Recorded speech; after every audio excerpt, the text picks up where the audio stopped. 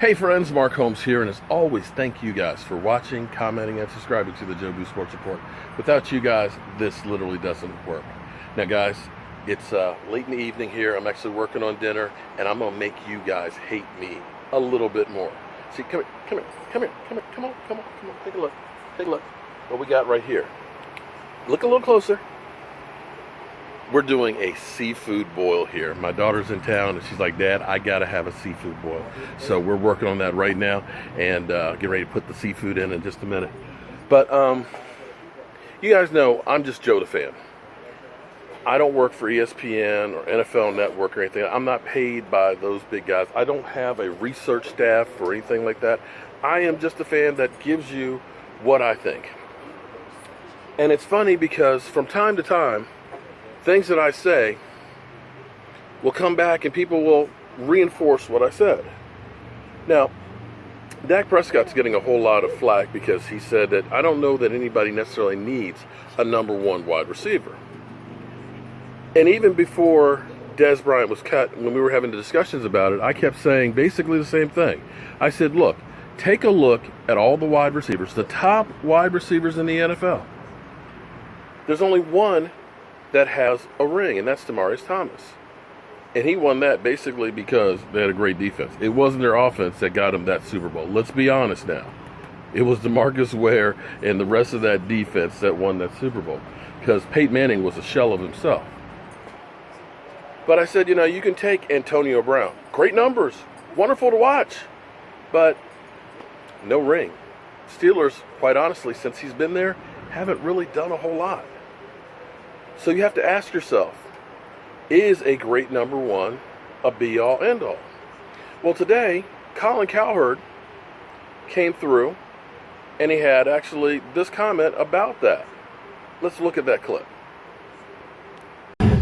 Dak Prescott talked about something that quarterbacks generally don't vocalize. He said, star wide receivers, I'm not really sure if we need them. I don't know if anybody really needs a dominant number one receiver. He's right. Thank you.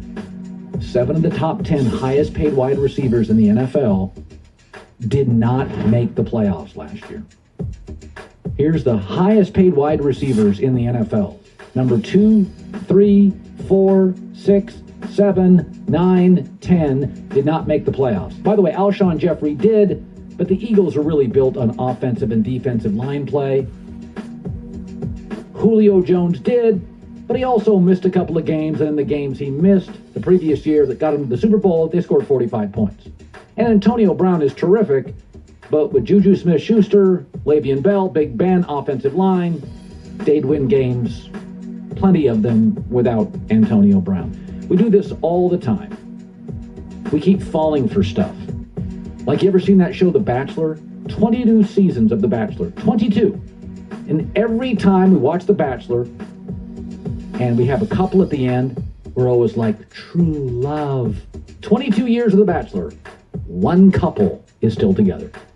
We do this with athletic point guards that shoot a low field goal percentage in the NBA. Westbrook, John Wall, Iverson, Stephon Marbury, Damon Stoudemire, Stevie Francis. They never win titles. Wide receivers. You don't need a go-to wide receiver. I love that Dak Prescott had the courage of his convictions to say it. Reason number 74, I think this kid's going to be a great quarterback, perhaps the next Russell Wilson over the next 10 years. So yeah, he reinforced exactly what I said, that you don't have to have a number one wide receiver. And if you want proof of that, let's look at history. And I got to tell you, you got to pay attention to history because there's nothing new out there. The same things keep happening over and over again, but we just forget. In 2009, when we went back to the whole original Romo-friendly offense, T.O. led our team. He was our number one wide receiver. Without a doubt, he was the number one. He had 69 receptions, over 1,000 yards. Good season. Miles Austin had 13. Roy Williams had 19 catches. Yeah, that was a waste of a lot of picks. And Patrick Creighton had 39. So clearly we had a number one, and we had some other guys. Nothing to write home about from any of those. But we ended up making a Romo-friendly offense. So you got rid of T.O. and you brought back the Roy Williams, the Patrick Craytons and things, the Miles Austin. The next year, by the way, that year we were 9-7, third place in the division. The next year we were 11-5 without a number one wide receiver. Now, Miles Austin stepped up, got 81 receptions. Roy Williams, 38, and Patrick Crayton, 37. But the team won the division without really having a number one. Another guy stepped up, but it wasn't a true number one. So you had 2 more wins after getting rid of that number one wide receiver. So could it be that history repeats itself? I'm betting that it does. Well, in the meantime, I got to go ahead and get these crab legs in here so I can get ready for dinner. I'm Mark Holmes, and I'll see you soon. Hate is gonna hate. I'm Mark Holmes, and thank you as always for watching the Joe Boo Sports Report.